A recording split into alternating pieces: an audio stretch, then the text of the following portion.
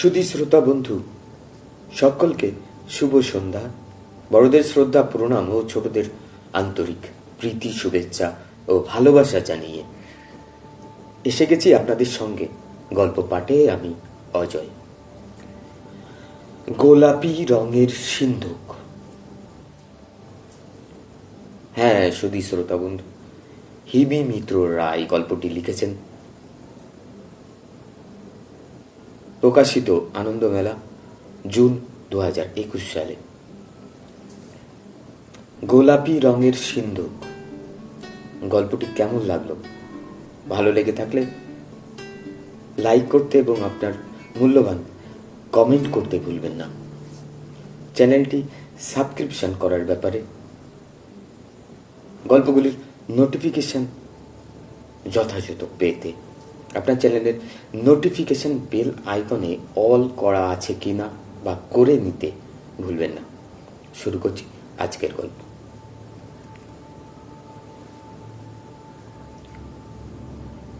আমরা জানি যে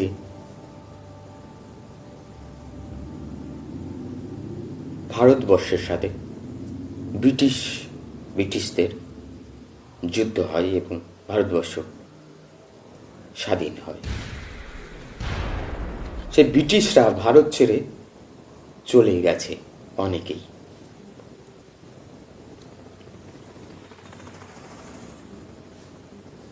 কিন্তু তারপরও কিছু বিদেশি ভারতবর্ষকে ভালোবেসে থেকে গিয়েছিলেন এখানে।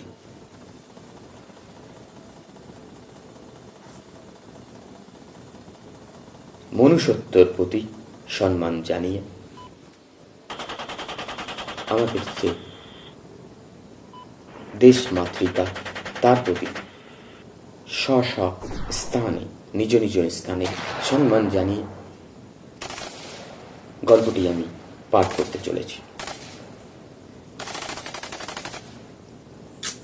গল্পটির চরিত্র যদি কোথাও মিল পেয়ে থাকে তা কাকতালীয় এবং মার্জনীয়।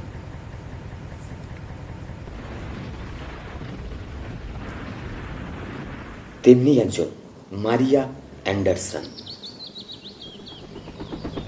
21 বছর বয়স ছিল যখন মারিয়ার। ছোটবেলা থেকেই প্রকৃতিকে খুব কাছের মনে হতো ওর। নদীর ধারে বসে ঘন্টার পর ঘন্টা সময় কাটাতে ভালোবাসত মারিয়া। খাতা পেন নিয়ে আকাশের দিকে চেয়ে কত কি যে ভাবত। তারপর খাতায় লিখত। নাগরিক সভ্যতার চেয়েও ভালোবাসত সবুজ প্রকৃতি। এদেশের গরিব দুর্দশাগ্রস্ত মানুষের জন্য চোখের কোণে জল জমে উঠত মারিয়ার। নিজের যতটুকু সামর্থ্য তার বাইরে গিয়েও ওই লোকগুলোর জন্য ছুটে যেত ও। দেশের মাটি, পাহাড়, জঙ্গল ও এদেশের মানুষদের ছেড়ে চলে যেতে পারল না মারিয়া। একমাত্র বন্ধু ও সহকারী রাসেলকে নিয়ে পড়ে রইল ব্র্যান্ডনগঞ্জের পাহাড়, জঙ্গল, নদী ঘেরা ছবির মতো সুন্দর এই উপত্যকা ঘেরা বাংলোয়। বাবা মা সুজান ও মেরি ওকে নিয়ে যাওয়ার বহু চেষ্টা করেও বিফল হলেন। ওকে ছাড়াই ফিরে গেলেন ব্রিটেনে।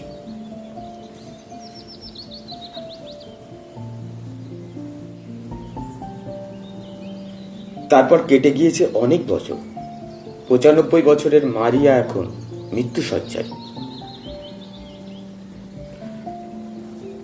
সহকারী রাসেল দিন রাত তার সেবা শুশ্রূষা করে চলেছে।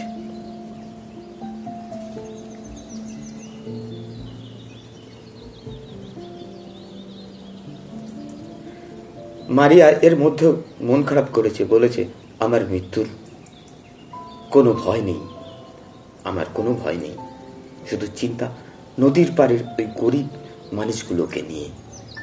কে দেখবে ওদের?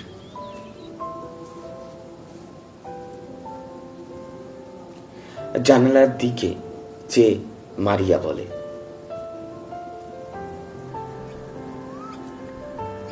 না রাসেল, আগের ভারতবর্ষ আর এখনকার মধ্যে অনেক পার্থক্য। যখন রাসেল বলেছিল, তুমি চিন্তা করো না, কেউ না কেউ ঠিক দায়িত্ব নেবেন, এখন মানুষগুলো স্বার্থপর, শুধু নিজের ভালো চায়। অন্যের জন্য কাজ করতে হলে আগে নিজের লাভটাই দেখে। বড্ড চিন্তা হয় আমার। তোমার বয়স হয়েছে, ওই সিন্ধুকের দায়িত্ব কে নেবে বলো তো? চিন্তায় আমি শান্তিতেও মরতে পারবো না। তুমি খবরের কাগজে বিজ্ঞাপন দাও, এতে বেশ কিছু লোক জানবে, কিন্তু তাতে যে কিছু লোকের প্রাণহানির আশঙ্কা থাকবে রাসেল। আগেও তো বহুবার ওই সিন্ধুক চুরির চেষ্টা হয়েছে, তা ঠিক, কিন্তু ভালোর স্বার্থে এইটুকু ত্যাগ স্বীকার তো করতেই হবে, তাই না? তুমি আর ভেবো না, কিছু তো একটা সিদ্ধান্ত নিতেই হবে। আমার মন বলছে খারাপ কিছু হবে না, ভালোই হবে। এই পৃথিবীতে সবাই তো খারাপ নয়। চুপ করে থাকে মারিয়া। মনে পড়ে যায় বারবার স্বপ্নে কিছু কিছু অদ্ভুত জিনিস দেখার কথা। এই সিন্ধুক কোনো নিঃস্বার্থ ভালো মানুষই খুলতে পারবে, অন্য কেন মানুষ কেউ নয়। কেন যে স্বপ্নে এগুলো দেখেছে ও নিজেও জানে না।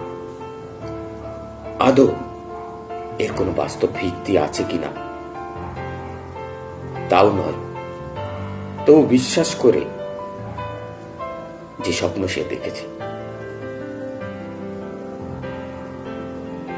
সে বিশ্বাসের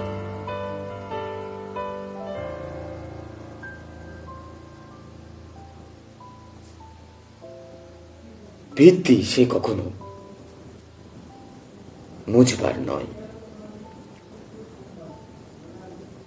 তবু বিশ্বাস করে যে কিছু ঘটনা আছে, নয়তো জঙ্গলের ধারে সেই ঘটনাগুলো কেন ঘটবে, বা এই সিন্ধুকটাই বা ওর ছাদে কেন আসবে।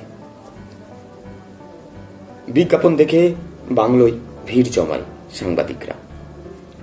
ব্রান্ডগঞ্জের এই বাংলোয় একটি সিন্ধুক খোলার লোক চাই। এই সিন্ধুক যে কেউ খুলতে পারবে না, একমাত্র একজন নিরীহ এবং সৎ মানুষই এটি খুলতে পারবে। সিন্ধুকে কি আছে কারো জানা নেই। যদি কেউ এই সিন্ধুক চুরি করার চেষ্টা করে, তাহলে তার দুর্ঘটনায় মৃত্যু হবে। মারি অ্যান্ডারসন সামনে এলেন না। সাংবাদিকদের প্রশ্নের মুখোমুখি হলো রাসেল। বলল যে বাংলোর পিছনে যে ডায়না নদী আছে তার পাশে বসেছিলেন তার মালকিন। তখন তার বয়স 25।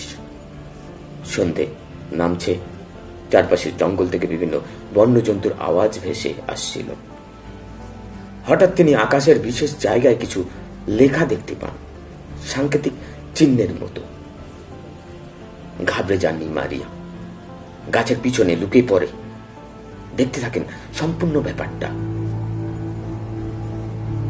বেশ কিছুক্ষণ লেখাগুলো ওঠা নামা করতে থাকে, তারপর নিচের দিকে নামে, যেদিকে মারিয়ার বাংলো ঠিক সেইখানে।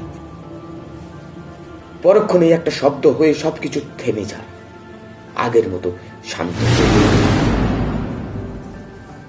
বাংলোয় ফিরে এসে ছাদের উপর ওই সিন্ধুকের মতো জিনিসটি আবিষ্কার করেন মারিয়া। তারপর বহু চেষ্টা করেছেন ভাঙার, কিছুতেই কিছু হয়নি। জিনিসটা যেমন ছিল তেমনই রয়ে গিয়েছে।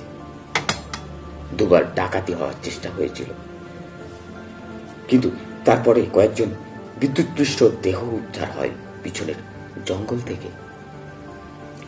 সাংবাদিকদের মধ্যে কেউ কেউ মুখ টিপে হাসাহাসি শুরু করে দিল। বলল যে বুড়ো বুড়ো বয়সে খবরের শিরোনামে আসার শখ হয়েছে, তাই এই আজগুবি গল্প শোনাতে ডেকেছে আমাদের। এ খবর কোনো কাগজের সংবাদক ছাপাতে চাইবে না। এর চেয়ে ফিল্মের মুখরোচক খবর ছাপা অনেক ভালো।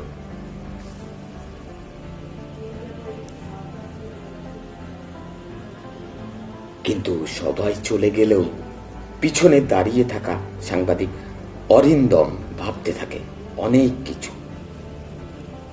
ওর 11 বছরের ছেলে পিপলু সারাক্ষণ আজগুবি কথা বলতে থাকে, তাই ওকে বকাবকি করে ওরা। ও নাকি স্পেসের জন্য অনেকটি গ্রহ প্রাণীদের সঙ্গে কথা বলতে পারে। মাঝে মধ্যে সন্ধ্যাবেলা দৌড়ে ছাদে চলে যায়, জিজ্ঞাসা করলে বলে ওকে ডাকছে। কোনো কোনো বার ওর পিছন পিছন গিয়ে দেখেছে ওরা। পিপলু তখন হাত বাড়িয়ে আকাশের দিকে তাকিয়ে কি সব অঙ্ক করতে থাকে। জিজ্ঞাসা করলে বলে দেখতে পাচ্ছ না, দেখতে পাচ্ছ না ওই যে লাল দিয়ে লেখাগুলো, ওগুলো মেলালেই ওরা পৃথিবীতে আসবে। ওরা মানে ওরা কারা? ওরা আমার বন্ধু বাবা, তোমাদেরও হতে পারে। কি সব বলছিস তুই পিপলু? তুই কি আমাদের সঙ্গে মজা করিস? সত্যি করে বলতো। আঙুল দিয়ে শুনে কয়েকটা ফর্মুলার মতো চিহ্ন আকার ইঙ্গিতে লিখতে লিখতে একটু পর পিপলু বলে তোমরা বুঝবে না, ওদের আসা খুব দরকার। অরিন্দম তাড়াতাড়ি বাড়ি চলে এলো। ওর ওই এলাকা থেকে ব্রান্ডনগঞ্জ বেশ দূর। ডায়না নদী পার হয়ে বাস স্ট্যান্ড, তারপর বাসে করে প্রায় 3 ঘন্টা। ছেলেটা একটু অন্যরকম। স্কুলে দিদিমণিরা বলে অনাবিল, সবসময় লেখাপড়ার বাইরে প্রশ্ন জিজ্ঞাসা করে, সিলেবাসের বাইরে থেকে প্রশ্ন করে অতিষ্ঠ করে তোলে মাঝে মধ্যে। দিদিমণিরা তো বিরক্ত হয়ে ওঠে। অরিন্দম জানে সেটা। বাড়িতেও মা বাবাকে এভাবে চালায় আর শুধু বলে বাবা, আমাদের স্কুলের পাশে ঝুলনরা থাকে, ওদের বৃষ্টিতে খুব কষ্ট হয় বাবা, ঘরে জল ঢুকে যায়, ওরা লেখাপড়া করার খুব ইচ্ছা কিন্তু পারে না, তুমি ওদের জন্য কিছু করো না বাবা, ওদেরকে আমাদের বাড়িতে নিয়ে চলে আসি। অরিন্দম ওকে বোঝাতে পারে না, ও সামান্য একজন সাংবাদিক।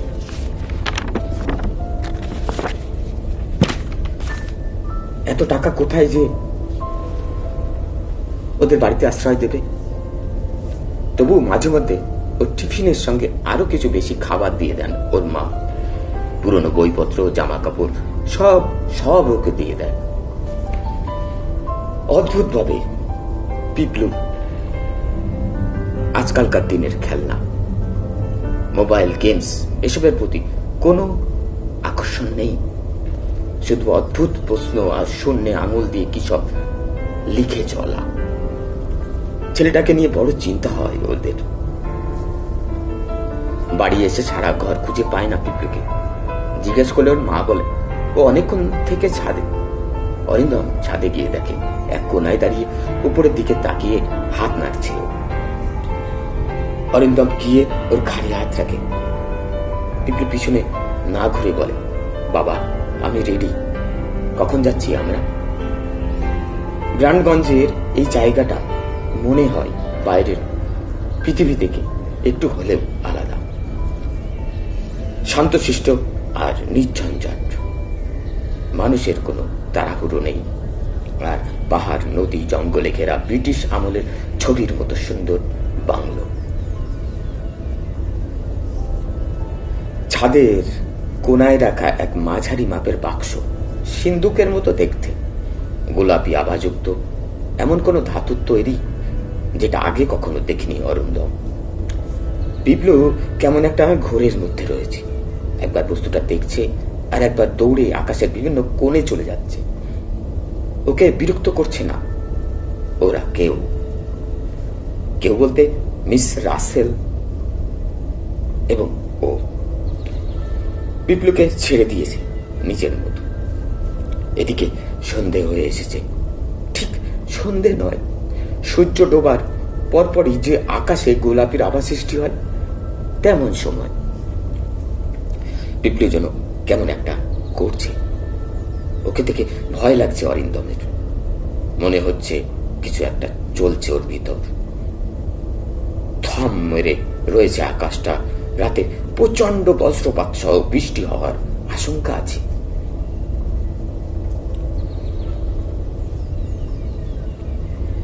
হঠাৎ একটা ক্ষীণ আওয়াজে চমকে যায় ও। বাক্সটার উপরে শূন্যে কিছু সংখ্যা লিখছে পিপুল। মোবাইলের কিপ্যাডে কিছু নম্বর টাইপ করলে যেমন টিং টং শব্দ হয়, ঠিক তেমন শব্দ। কিছুক্ষণ এইসব করার পর ওর দিকে তাকিয়ে হাসলো পিপলু।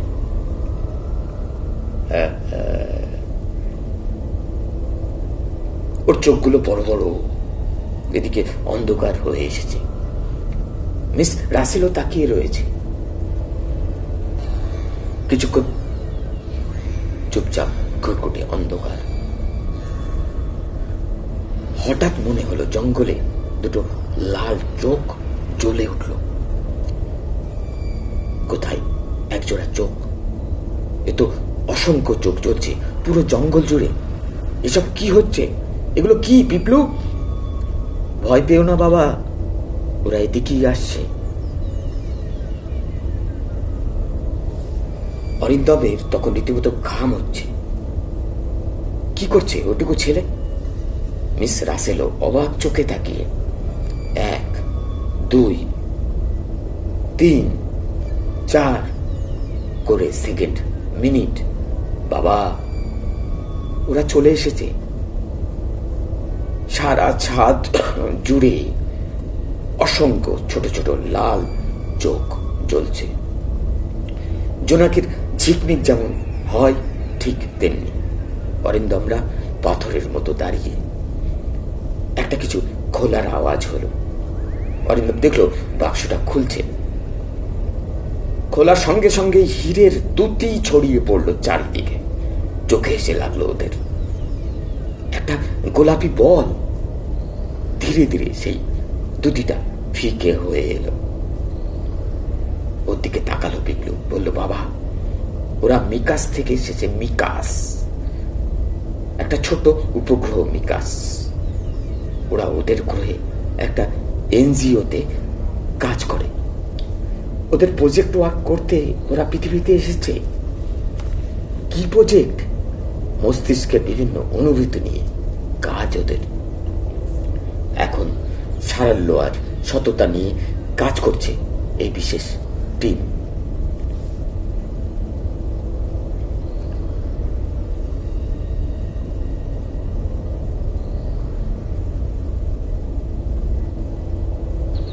টিনেজ হতে হতে এই জিনিস দুটো হোমো সেসপিয়েন্সদের মস্তিষ্ক থেকে ধীরে ধীরে মুছে যেতে থাকে।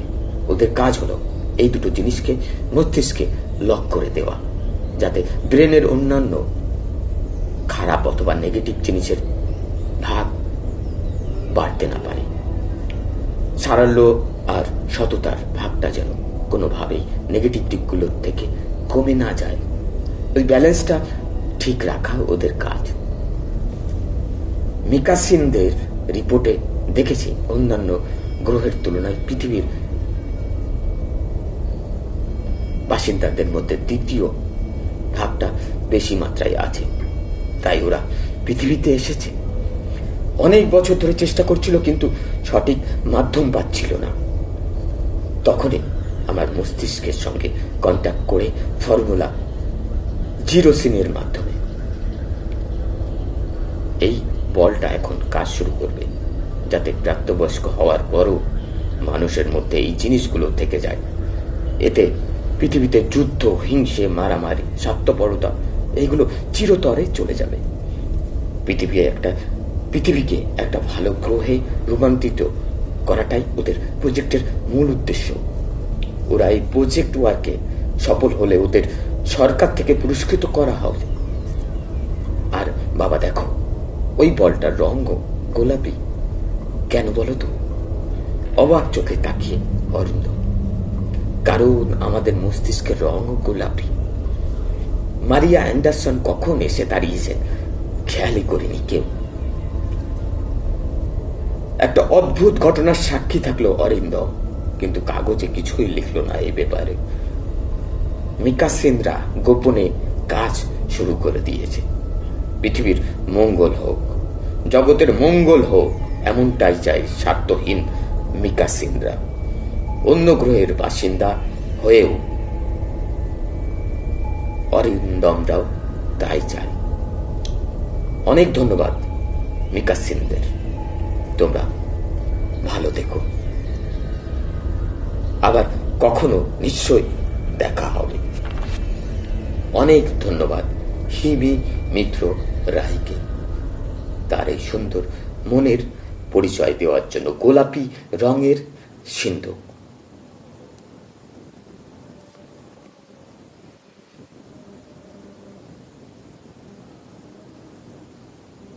God bless. Take care.